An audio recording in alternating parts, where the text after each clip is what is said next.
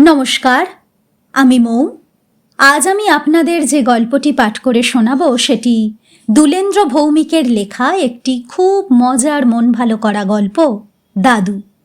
আশা করি গল্পটি আপনাদের ভালো লাগবে। আর যদি আমার গল্প পাঠ আপনাদের একটুও ভালো লেগে থাকে তাহলে অবশ্যই আমার গল্প পাঠের সঙ্গে থাকবেন। ধন্যবাদ। শুরু করছি আমার আজকের গল্প পাঠ, দুলেন্দ্র ভৌমিকের লেখা একটি খুব মজার মন ভালো করা গল্প, দাদু। গোবিন্দপুরে এখন উৎসবের আমেজ। পৃথিবীর কোথায় কি ঘটছে সেসব নিয়ে গোবিন্দপুরের মানুষরা এখন আর বিশেষ আলোচনা করে না। এখন সবার মুখে মুখে শুধু একটা কথা, আর সেই কথাটা হলো বনবিহারী মুখোপাধ্যায়কে নিয়ে। বনবিহারী মুখোপাধ্যায়কে সবাই চেনেন মুখুজ্জে বাবু বলে। তার নামের পদবিতে মুখোপাধ্যায়ের চাইতে মুখুজ্জেটাই বেশি চলে। গোবিন্দপুর কলকাতা থেকে অনেকটা দূর হলেও বেশ বর্ধিষ্ণু জায়গা। গ্রাম না বলে আধা শহর বলাই সঙ্গত। তা সেই আধা শহরের সংখ্যাগরিষ্ঠ মানুষ সবাই যে বনবিহারী বাবুকে নিয়ে মেতে উঠেছেন তার একটা সঙ্গত কারণ আছে। এবছরের জানুয়ারিতে বনবিহারী বাবু 100 বছরে পদার্পণ করলেন। এই গোবিন্দপুরে আজ পর্যন্ত কেউ 100 বছর বেঁচে থাকেনি। বনবিহারী বাবুর বাবা বেঁচে ছিলেন 82 বছর পর্যন্ত। আর ওদিকে মানে গোবিন্দপুরের মহেশতলার পাঁচু মণ্ডল বেঁচে ছিলেন 81 বছর।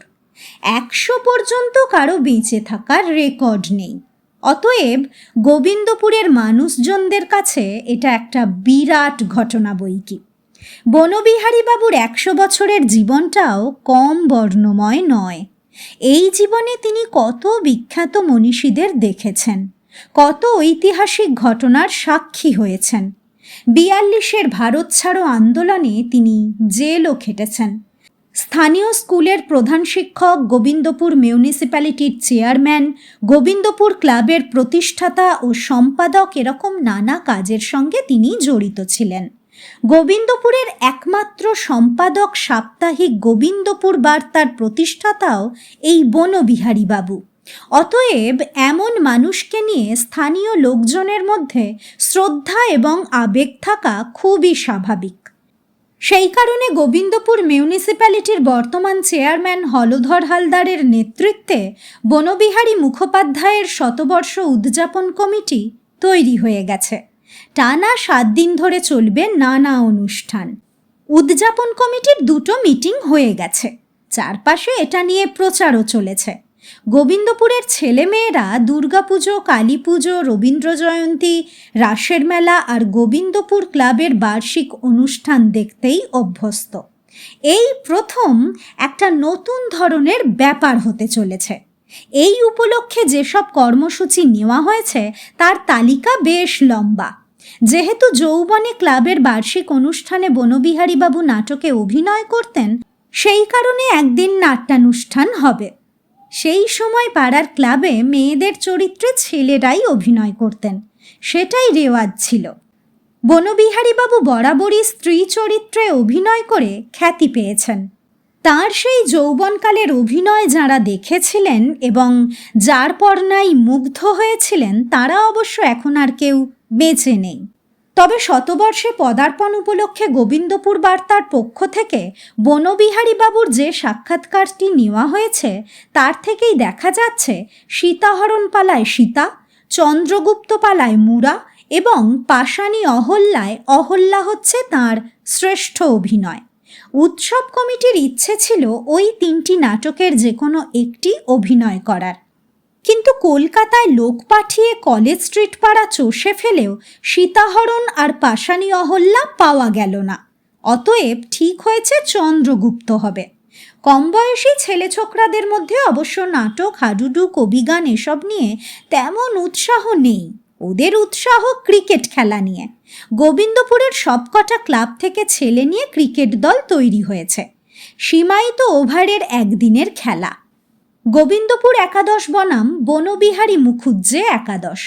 দল তৈরি করার চেয়ারম্যান হলধর হালদার সিলেকশন কমিটির লোকদের ডেকে চুপি চুপি বললেন, বনবিহারী মুখুজ্জে একাদশটাকে স্ট্রং রাখবেন। ওই একাদশ হেরে গেলে বনবিহারী জ্যাঠা মাঠেই চোখ বুজবেন। ওর একাদশকে হারানো চলবে না। সিলেকশন কমিটির সুদাম সেন বললেন, দাদুর শরীর ভালো তো? কে যেন বলছিল দাদুর জ্বর হয়েছে। হলধর বললেন, দুটো ডাক্তার ওর সঙ্গে লাগিয়ে দিয়েছি। 7 দিনের উৎসব না কাটা পর্যন্ত অসুস্থ হওয়া চলবে না। কিছু গন্ডগোল হলেই ডাক্তার দুজনকে গণধোলাই দেব। আমাদের এত পরিশ্রম মাঠে মারা যাবে। পৌরসভার পক্ষ থেকে নাগরিক সংবর্ধনা এবং ক্রিকেট খেলার মাঠে যদি উনি হাজির না থাকতে পারেন তাহলে তো গোটাটাই পণ্ডশ্রম হয়ে যাবে। সুদাম প্রশ্ন করলেন, দুটো ডাক্তারই কি যথেষ্ট মনে করছেন? হলধরবাবু একটু উষ্ণ গলায় উত্তর দিলেন, তবে কি ডাক্তারদের মেলা বসিয়ে দেব? হ্যাঁ, যা করবার ওরা দুজনেই করবেন। উৎসব উদযাপন কমিটির মাত্র কয়েকজন জানেন মুখুজ্জেবাবুর শরীর খুব সুস্থ নয়। 7 দিনের উৎসবের ধকল সইতে গিয়ে যদি মাঝপথেই কিছু ঘটে যায় তবে খুব বিশ্রী ব্যাপার হবে। অতএব ওই কয়েকজনের মধ্যে একটা আশঙ্কা চোরা স্রোতের মতো কাজ করছে, কিন্তু মুখে কেউ কিছু প্রকাশ করছেন না। অন্যদিকে উৎসব কমিটির নানা শাখার সম্পাদকরা রোজই নানা রকম সমস্যায় পড়ছেন।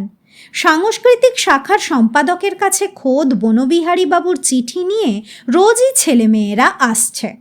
বনবিহারী বাবু কাউকে পাঠাচ্ছেন গান গাইতে, কাউকে আবৃত্তি করতে, কাউকে বা নাচতে।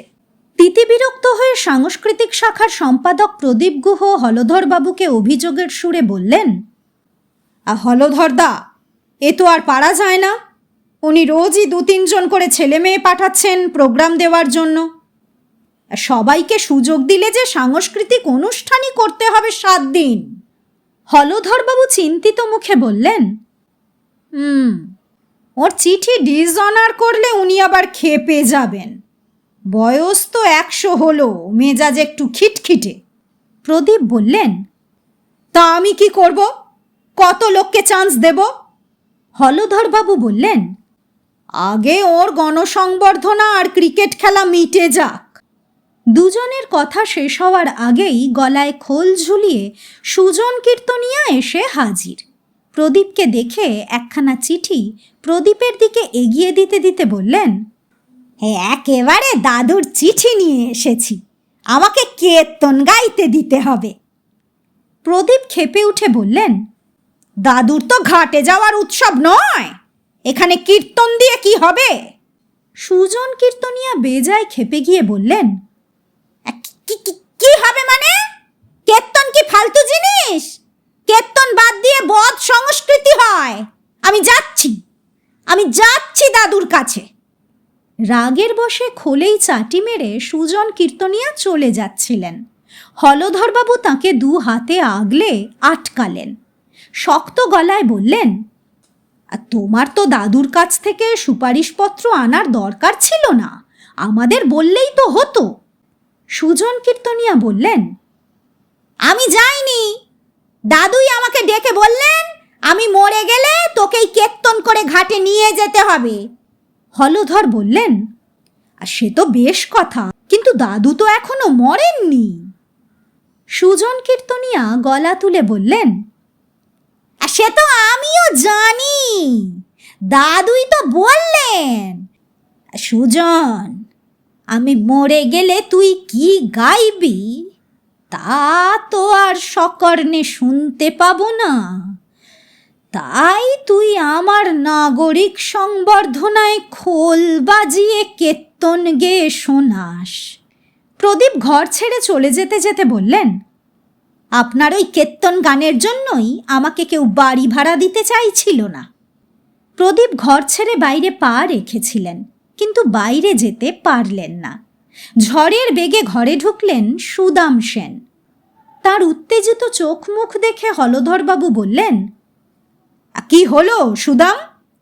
সুদাম ধপাস করে সোফার উপর বসে পড়ে বললেন, আমাকে অব্যাহতি দিন, আমি ক্রিকেট টিম তৈরি করতে পারছি না।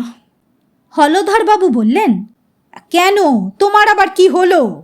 সুদাম বললেন, দাদু রোজ চিঠি লিখে ছেলে পাঠাচ্ছে আর বলছে বিবিএম একাদশে ওকে নিয়ে নাও। আর দাদুর অনুরোধ রাখতে হলে তো বনবিহারী একাদশ আর স্ট্রং হবে না, 10-20 রানে সব আউট হয়ে যাবে। সুদাম সেনের কথা শুনে হলধর হালদারকে কিছুটা চিন্তিত দেখালো, কিন্তু মুখে কিছু না বললেও মনে মনে বললেন, কেন যে ঘটা করে বনবিহারী বাবুর শতবর্ষ করতে গিয়েছিলাম। কথায় কথায় চোখ রাঙাচ্ছেন আর হুমকি দিচ্ছেন। আমাকে বাদ দাও, শতবর্ষ উৎসবে আমি নেই। যার শতবর্ষ তিনিই যদি না থাকেন তাহলে লোকে কি বলবে? সুদাম তখনও গম্ভীর মুখে বসে, সুজন কীর্তনিয়াও বুকে খোল ঝুলিয়ে দরজা জুড়ে দাঁড়িয়ে। একেও চিঠি লিখে পাঠিয়েছেন বনবিহারী বাবু। হলধর খাটো গলায় ডাকলেন, সুদাম। সুদাম উত্তর দিলেন, হ্যাঁ বলুন। হলধরবাবু সুজন কীর্তনিয়ার দিকে একবার আর চোখে তাকালেন, তারপর বললেন, ভাই সুজন, তুমি এখন খোল নিয়ে বাড়ি যাও, যথা সময়ে খবর দেব। সুজনও গোবিন্দপুরের লোক, সে জানে যথা সময়ে খবর দেব এ কথাটা স্রেফ ভাঁওতা। গোবিন্দপুরের অনেক অনুষ্ঠানেই এই যথা সময়ে খবর দেব বলে কেউ খবর দেয়নি। অতএব সুজন বললেন, হলধরদা, আমার তাড়া নেই, আমি এখানেই অপেক্ষা করছি, আপনারা কথা সেরে নিন। হলধরবাবু এবার কুপিত গলায় বললেন, তোমার না থাকলেও আমার তাড়া আছে, তোমার সঙ্গে পরে কথা বলবো, এখন বিদায় হও। সুজনও খেপে গেলেন, খোলে চাঁটি মেরে বললেন, বিদায় হও মানে? আমি কি ভিখিরি নাকি? বেশ, আমি যাচ্ছি বনদাদুর কাছে। হলধরবাবুও রাগের গলায় বললেন, হ্যাঁ তাই যাও, ওখানে গিয়ে খোল বাজিয়ে কীর্তন শোনাও। হলধরবাবুর কথায় সুজন এমনই রেগে গেলেন যে দুহাতে খোলে চাঁটি মারতে মারতেই রওনা হলেন বনবিহারী বাবুর বাড়ির দিকে। সুজন চলে যাওয়ার পর হলধরবাবু বললেন, সুদাম, বিবিএম একাদশ তো ফাইনাল হয়ে গেছে। সুদাম উত্তর দিলেন, হ্যাঁ। হলধরবাবু বললেন, ওদের নিয়ে প্র্যাকটিস চালিয়ে যাও, বনবিহারী বাবু যাদের পাঠাচ্ছেন তারাও প্র্যাকটিস করুক, যদি দেখো কেউ একটু চলনসই তাহলে। হলধরবাবুকে কথা শেষ করতে না দিয়ে সুদাম বলে উঠলেন, আপনার কি মাথা খারাপ হয়েছে? হ্যাঁ, উনি যাদের পাঠাচ্ছেন তারা কেউ খেলোয়াড় নয়, কেউ ওর চেনা রিক্সা চালক, কেউ মুদি দোকানের কর্মচারী, কেউ বা বাজারে পলতা পাতা বিক্রি করে, ব্যাটই ধরতে জানে না, চলনসই তো অনেক দূরের ব্যাপার। হলধর বেজার মুখে একবার দরজার দিকে তাকালেন, পরে বললেন, ওদেরও প্র্যাকটিস করাও, খেলার দিন তোমার বাছাই করা 11 জনই নামবে বিবিএম একাদশের হয়ে। বিবিএম না জিতলে বুড়ো মাঠেই হার্ট ফেল করবে। খেলার দিন যত এগিয়ে আসছিল সুদাম সেনের উৎকণ্ঠাও তত বাড়ছিল। তার ভয় বনজেঠু মাঠের মধ্যেই না গণ্ডগোল শুরু করে দেন। হলধরবাবু বললেন, এত ভেবো না, বয়সটা তো 100, চোখের জোড়ার নেই। সাদা পোশাকে মাঠের মধ্যে যারা থাকবে তার মধ্যে কে কে ওর পাঠানো লোক সেটা চেনাই কঠিন হবে ওর পক্ষে। সুদাম প্রশ্ন করলেন, যদি জিজ্ঞেস করেন? হলধরবাবু উত্তর দিলেন, বিবিএম ব্যাটিং করলে বলবো পরে আসবে ব্যাট করতে, আর ফিল্ডিং করলে উল্টো দিকের বাউন্ডারি লাইনের দিকে দেখিয়ে বলবো ওখানে ফিল্ডিং করছে। সুদাম সেন মনে মনে আশ্বস্ত হলেও শেষ রক্ষা হলো না। খেলা শুরু হওয়ার আগে দুপক্ষের 22 জন খেলোয়াড় আর 2 আম্পায়ার যখন মাঠের মধ্যে দাঁড়ালো, তখন অনুষ্ঠানের নিয়ম অনুযায়ী স্থানীয় বিধায়ক চিন্তামণি চক্রবর্তী আর বনবিহারী বাবুকে নিয়ে মাঠে ঢুকলেন হলধর হালদার।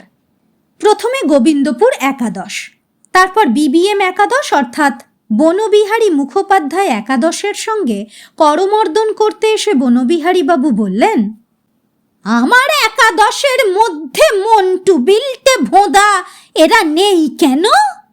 ওরা কোথায়? হলধরবাবু অসহায় চোখে সুদামের দিকে তাকালেন। সুদাম তখন ঢোক গিলছেন, আর বনবিহারী বাবু ক্ষোভের গলায় বলে চলেছেন, এ কি অন্যায় বলো তো চিন্তামণি, আমার একাদশে আমার পাঠানো লোক নেই। ভোটের দিন পোলিং বুথে যদি তোমার এজেন্ট না থাকে তাহলে কেমন হয়? ভালো হয় কি? চিন্তামণি বাবু অত শত ব্যাপার জানেন না। তিনি বনবিহারী বাবুর কথায় সায় দিয়ে বলে উঠলেন, মোটেই ভালো হয় না, এটা অন্যায়। 100 বছরের বনবিহারী বাবু গর্জন করার ভঙ্গিতে বলে উঠলেন, এই অন্যায়ের প্রতিবাদ হওয়া উচিত। আমি প্রতিবাদে মাঠ ত্যাগ করছি। আমি একাই চলে যাচ্ছি বাড়িতে। বনবিহারী বাবু প্রায় হন হন করে মাঠ ছাড়ার ভঙ্গিতে হেঁটে যেতে লাগলেন। পেছন থেকে 22 জন খেলোয়াড়, আম্পায়ার আর অন্যরা, ও দাদু যাবেন না, ও জেঠু যাবেন না, এই রকম নানা অনুরোধ আসতে লাগলো, কিন্তু দাদু ফিরেও তাকালেন না। মাঠ ভর্তি লোক, সকলেই বুঝতে পারছে মাঠের মধ্যে অপ্রীতিকর কিছু একটা ঘটেছে। মাইক হাতে ঘোষণা করছিল তমালতরু কাঞ্জিলাল। সে ব্যাপারটা কিছু না বুঝেই বলে যাচ্ছে, দাদু মাঠ ছেড়ে চলে আসছেন, এখনই টস হবে। এই বয়সেও কি দৃপ্ত হাঁটা! আমার মনে হচ্ছে যেন ফ্রাঙ্কোরেল হেঁটে আসছেন। 100 বছর বয়সেও কি নিখুঁত তার পদক্ষেপ! আমার মনে হচ্ছে, কিন্তু তার আগে দাদু এসে গেছেন। দাদু কিছু বলবেন? দাদু দাদু প্লিজ কিছু বলুন। দাদু কিছু বলার আগে মাইকে একটি চড়ের শব্দ শোনা গেল। অনেকেই দেখলেন দাদু মাইক কেড়ে নিয়ে তমালতরুর গালে একটি চড় কষিয়ে দিলেন। সেই চড়ের শব্দ এবং সঙ্গে সঙ্গে তমালতরুর আর্তনাদ, ওরে বাপরে! দাদুর হাতে যে মাইক সেটা দাদুর খেয়াল নেই। রাগের বশে দাদু বলে যাচ্ছেন, হলধর আর সুদাম দুটোই হতচ্ছাড়া। আমার একাদশে আমার লোক নেই। এটা কি আমার শতবর্ষ উৎসব হচ্ছে নাকি হলধরের বদরামো? আর এই তুই ছোড়া, তোর বাপকে আমি জন্মাতে দেখলাম, আর তুই কি না বলছিস ফ্রাঙ্কোরেলের মতো আমি হাঁটছি? তুই কি ওর সঙ্গে রোজ মর্নিং ওয়াক করতিস? তোকে খরম পেটা করা উচিত। আমি হাঁটুর ব্যথায় খুঁড়িয়ে খুঁড়িয়ে হাঁটছি, আর তুই ছোড়া ওই খোঁড়ানোর মধ্যে আমার দৃপ্ত ভঙ্গি দেখছিস? তখনই বনদাদুর সুপারিশ করা ছেলেরা এসে দাদুকে ঘিরে দাঁড়িয়ে বলতে লাগলো, দাদু আমাদের প্র্যাকটিস করিয়ে বাদ দিয়ে দিয়েছে, আমরা এর প্রতিকার চাই। দাদু মাইক হাতে নিয়েই ছিলেন। সেই অবস্থাতেই বললেন, চলো চলো আমরা ওয়াক আউট করি, চলো। বাজারের বাইরে বসে রোজ সকালে পলতা পাতা, হেলেঞ্চা, মেথি শাক, থানকুনি পাতা এইসব বিক্রি করে মন্টু। দাদুর কথা শুনে মন্টু বলল, ওয়াক আউট? সেটা আবার কি? আমাদের তো দলেই নিল না, আমরা আউট হলাম কেমন করে? দাদু বললেন, ওয়াক আউট মানে কোনো কিছুর প্রতিবাদে একযোগে স্থান ত্যাগ করা। আমরাও তাই করব। শেষ পর্যন্ত দাদুকে থামালেন চিন্তামণি চক্রবর্তী। হলধরবাবু আর 2 আম্পায়ার প্রায় হাতে পায়ে ধরে দাদুকে ফেরানো হলো। শর্ত হলো, আমার পাঠানো 5 জন না হোক, অন্তত 3 জনকে নিতে হবে। শুরু হলো ফুটপাথের জিনিস কেনার মতো দরাদরি। দাদু 3-এর নিচে কিছুতেই নামবেন না। এদিকে সময় চলে যাচ্ছে। শেষ পর্যন্ত দাদু 3 থেকে 2-এ নামলেন। এই দুজনের একজন হলো মন্টু, অন্যজন বিল্টের ছোট ভাই লালটু। লালটুকে দেখে সুদাম বললেন, ও তো একদিনও প্র্যাকটিস করেনি, ও কি করবে? দাদু দাবরানি দিয়ে বললেন, বিল্টের পরিবর্তে লালটু খেলবে। তাতে যদি আমার একাদশ হারে তো হারবে। ভারত হেরে মরছে, সেখানে বিবিএম একাদশ হারলে এমন কি অঘটন হবে? হ্যাঁ, বনবিহারীর চাইতে গোবিন্দপুর অনেক বড়। গোবিন্দপুরই জিতুক, ওটা হবে আমাদের সবার জয়। দলবাজি ছেড়ে নিজের দেশটাকে আগে দেখো। বনবিহারী বাবুর কথা বলার ভঙ্গি, কণ্ঠস্বরের ওঠানামা আর আবেগ সবাইকে ছুঁয়ে গেল। হলধরবাবু সুদামকে বললেন, ওদের দুজনকে নিয়ে খেলা শুরু করো। গোবিন্দপুর একাদশ টসে জিতে ব্যাট করতে নামল। বিবিএম একাদশের ক্যাপ্টেন শান্তনু ফিল্ডিং সাজাবার আগে মন্টু আর লালটুকে বলল, তোমরা ক্যাচ উঠলে ধরতে পারবে? অভ্যেস আছে? লালটু শুধু ঘাড় নাড়ল। মন্টু বলল, আগে উঠুক, তারপর তো ধরব। শান্তনু বিরক্ত মুখে দুজনের দিকে তাকিয়ে বলল, তোমাদের যেখানে যখন দাঁড়াতে বলবো সেখানে দাঁড়াবে। বল যেন তোমাদের পাশ দিয়ে যেতে না পারে। বলের পেছনে ছুটে গিয়ে বাউন্ডারিগুলো বাঁচিও। খেলার শুরুতেই গোবিন্দপুর একাদশ হাত খুলে মারতে লাগলো। ওয়ানডে যে মেজাজে খেলে আর কি। শান্তনু একটা ব্যাপার লক্ষ্য করল, মন্টু আর লালটু দারুণ ছুটতে পারে। অনেক বাউন্ডারি বাঁচিয়ে দিয়েছে। বল ধরে ছুঁড়ে মারে খুব জোরে, হাতের জোর আছে অনেক। তবে থ্রোটা হয় আনাড়ির মতো। ঠিক মতো থ্রো হলে এতক্ষণে 2টো রান আউট হয়ে যেত। শান্তনু মনে মনে বিরক্ত হচ্ছিল আর ভাবছিল, তার দল থেকে শেষ পর্যন্ত দুজনকে দাদুর জেদের জন্য বাদ দিতে হলো। তারা থাকলে গোবিন্দপুর একাদশকে আরও আগে আউট করা যেত। শান্তনু চেয়েছিল 150 রানের মধ্যে গোবিন্দপুরকে ফেলে দিতে, কিন্তু গোবিন্দপুর খেলা শেষ করল 7 উইকেটে, শেষে 180 রানে। এবার বিবিএম একাদশকে জিততে হলে 40 ওভারে 181 করতে হবে। অথচ তার দলের 11 জনের মধ্যে 2 জন তো খেলতেই জানে না। মন্টুর থ্রো এমনই যে তার থেকে গোবিন্দপুর একাদশ পেয়েছে 16টা ফালতু রান। নিজের দল নিয়ে মাঠ থেকে ফেরার সময় বনবিহারীবাবু শান্তনুকে ডেকে বললেন, শোন, মন্টুকে 3 ডাউন পাঠাবি আর লালটুকে 1 ডাউন। 180 তুলতে তোদের বেগ পেতে হবে না। নিজে মাঠে নামবার সময়ও দাদু একই কথা বললেন, কিন্তু শান্তনু কথাটা গায়েই মাখল না। আগে থেকে যেমন ভেবে রেখেছিল ব্যাটিং অর্ডার তেমনই রইল।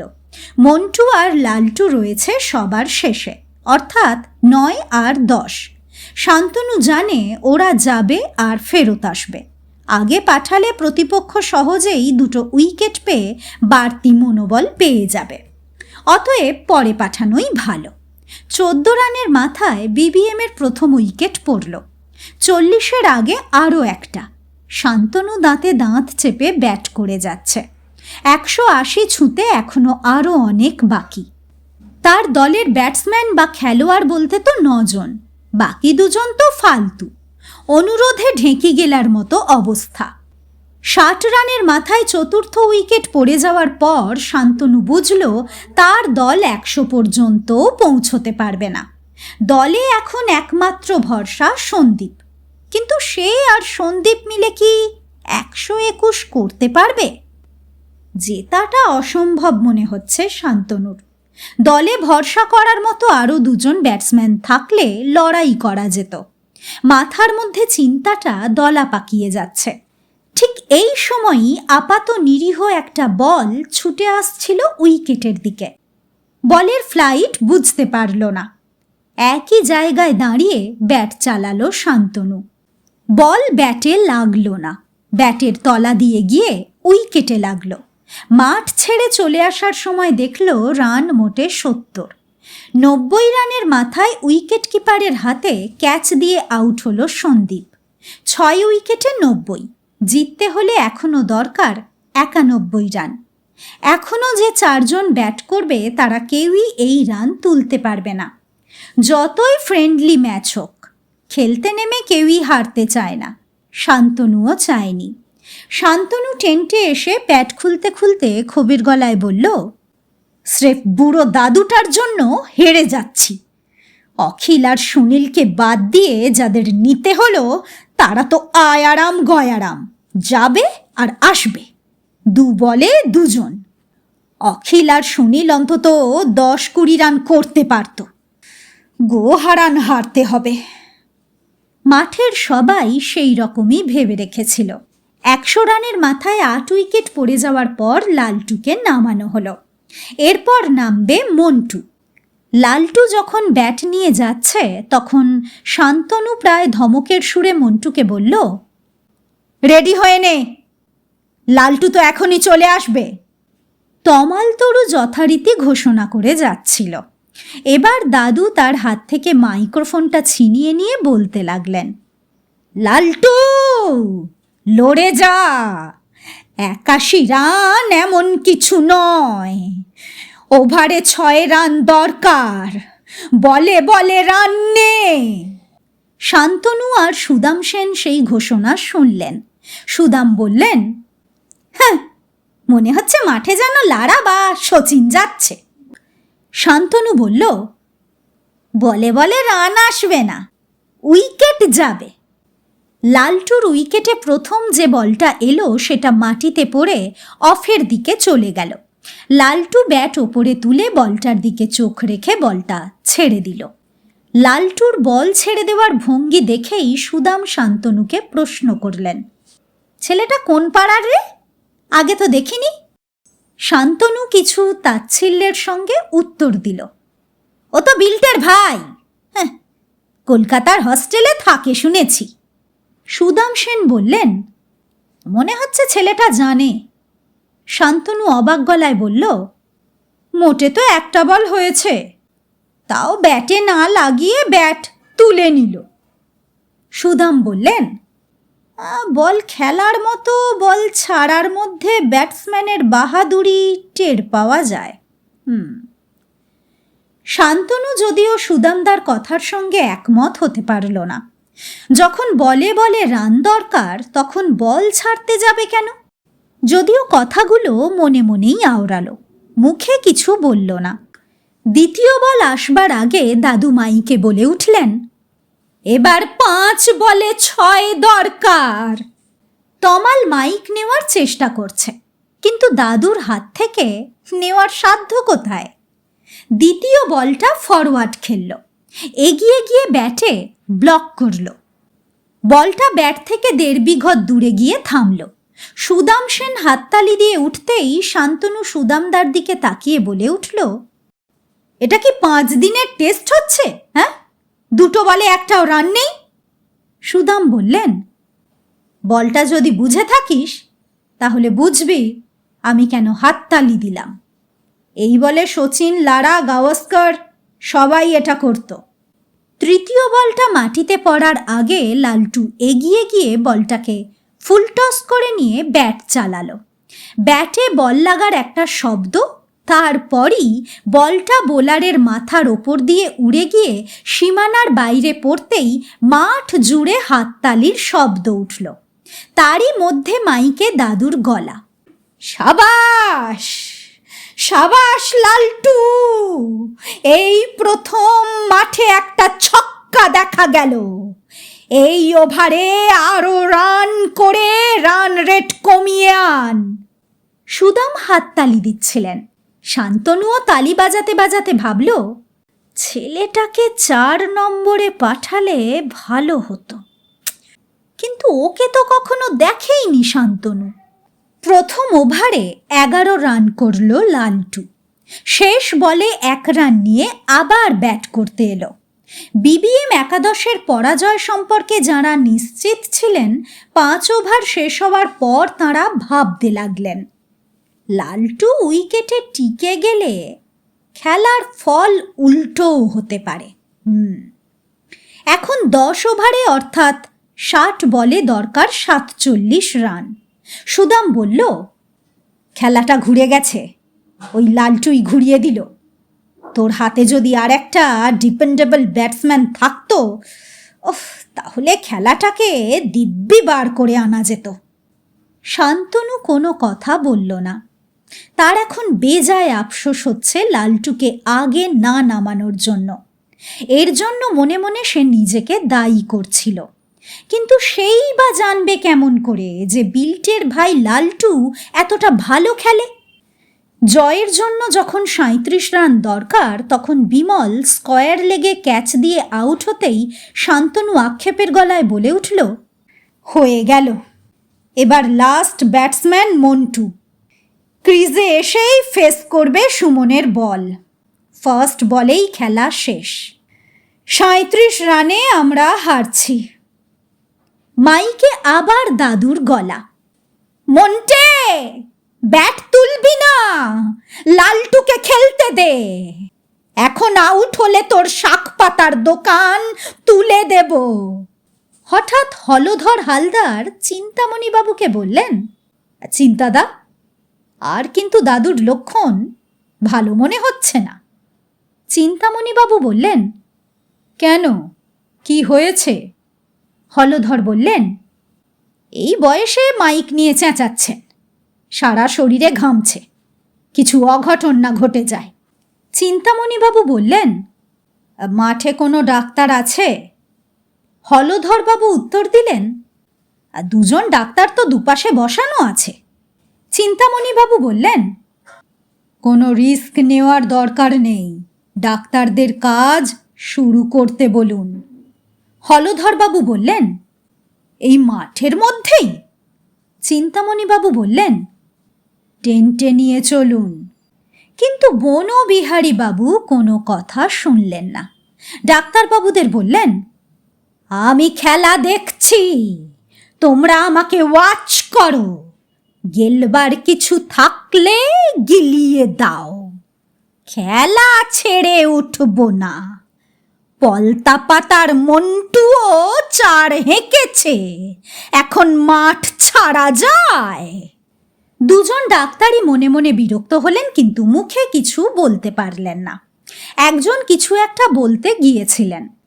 দাদু তাকে ধমকে দিয়ে বলেছেন, চিৎ করে খাটে না শোয়ালে বুঝি চিকিৎসা হয় না? আমি বসে আছি, দেখতে হলে এভাবেই আমাকে দেখো। গলায় স্টেথো ঝুলিয়ে 2 ডাক্তারবাবু তাকে দেখে যাচ্ছেন। এরই মধ্যে লালটু এক্সট্রা কভার দিয়ে আরও একটা বাউন্ডারি মেরে দলের রান 171-এ নিয়ে যাওয়ার পরই দাদু এমনভাবে দুদিকে হাত ছুঁড়লেন যে গার্ডেন চেয়ারে বসা দুপাশের 2 জোয়ান ডাক্তার হাতের স্টেথো সমেত পাশের চেয়ারে টাল খেয়ে পড়লেন। দাদুর গলার স্বর যেন সপ্তমে। দাদু বললেন, লাস্ট ওভার, 6 বলে 10 রান, হয়ে যাবে লালটু। শারজায় মিয়াদাত লাস্ট বলে ছক্কা মেরেছিল, 6 বলে 10 হয়ে যাবে। সুদাম তখন গোবিন্দপুর একাদশের টিম ম্যানেজারকে বললেন, দাদুর অবস্থা ভালো না, আপনি ক্যাপ্টেনকে বলে পাঠান লালটুকে যেন মারবার বল দেয়। দাদুর দল হারলে কেলেঙ্কারি হয়ে যাবে। গোবিন্দপুরের টিম ম্যানেজার বলাইপাল বললেন, আমি গনাকে দিয়ে মাঠে মেসেজ পাঠাচ্ছি। কথা শেষ করে গনাকে কাছে ডাকার আগেই শেষ ওভারের 2য় বলে লালটু আবার একটা ওভার বাউন্ডারি মারতেই সারা মাঠ উত্তেজনায় কেঁপে গেল। মাঠের এদিকে ওদিকে পটকা ফাটতে লাগলো। দাদুর তখন কথা বলার অবস্থা নেই। মাঠ ছাড়বেন না বলে মাঠেই আরামকেদারা এনে তাতে শুইয়ে দেওয়া হয়েছে। হাত পাখা দিয়ে হাওয়া করছে ছেলেরা। দাদুর জিভের তলায় রাখা হয়েছে ট্যাবলেট। প্রেশার মাপছেন একজন ডাক্তার। দাদু ক্লান্ত চোখের পাতা খুলে জিজ্ঞেস করলেন, কটা বল বাকি? রান কত? ডাক্তারবাবু সান্ত্বনা দেওয়ার ভঙ্গিতে বললেন, ভয় নেই দাদু, আপনার দল জিতে যাবে। দাদু হাসলেন। বড় ক্লান্ত দেখাচ্ছে দাদুকে। চোখ খুললেন না, চোখ বন্ধ রেখেই বললেন, আমার কোনো দল নেই। তোমরা এই গোবিন্দপুরের সবাই আমার একাদশের সদস্য। 100 বছরের জীবনে জয় পরাজয় কম দেখিনি। আমি চাই আজকের ছেলেরা জিতুক, লালটুরা জিতুক। বাবা মা মরা ছেলে, একমাত্র দাদা বিল্টে মুদি দোকানে কাজ করে। লালটুকে আমি পয়সা দিয়ে লেখাপড়া শিখতে হস্টেলে পাঠিয়েছি। এই পিছিয়ে পড়া ছেলেরা এগিয়ে গেলেই আমার জয়। এই জয়ের আনন্দ স্বাধীনতার 50 বছরেও খুব বেশি আসেনি। আমরা কেউ তো কথা রাখতে পারিনি। দাদুর বন্ধ চোখের পাতা দিয়ে জল গড়িয়ে আসছিল। গোটা মাঠ জুড়ে তখন প্রবল চিৎকার। দাদু অস্ফুটে বললেন, কি হলো? হলধর বললেন, শেষ বলে লালটু 6 মারতে চেয়েছিল, কিন্তু 4 হয়ে গেছে। খেলা ড্র। অদ্ভুত ব্যাপার, লালটু ম্যান অব দ্য ম্যাচ। হলধরবাবু এগিয়ে এসে দাদুর চোখের জল মুছিয়ে দিতে হাত বাড়ালেন। বনবিহারীবাবু তাঁর হাতটা ধরে বললেন, হলধর, শতায়ু বৃদ্ধের চোখের জল নাই মোছালে। শুধু দেখো, যারা রইল, যারা থাকবে, তাদের চোখে যেন জল না আসে। তাছাড়া এ তো আনন্দের অশ্রু, এর স্বাদ আলাদা। দাদু আস্তে আস্তে মাথা তুললেন। তার সামনে খেলোয়াড়রা সার বেঁধে দাঁড়িয়ে। দাদু হাসি মুখে সবার দিকে তাকালেন।